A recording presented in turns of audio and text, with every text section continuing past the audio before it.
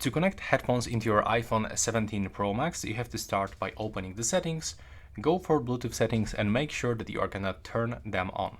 Now, you will have to grab your headphones, and in the most cases, you can find some kind of the pairing button, and you have to just click and hold this button until the LED indicators on your headphones starts blinking.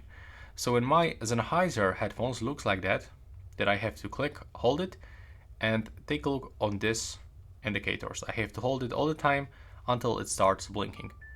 But as you can see, for some reason, it's just not working. So I just have to repeat. I'm gonna click and hold it. And now as you can see, it's turned on.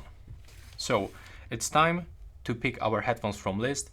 If it is not here, you can restart your Bluetooth settings by turning this off and then on, and select your headphones.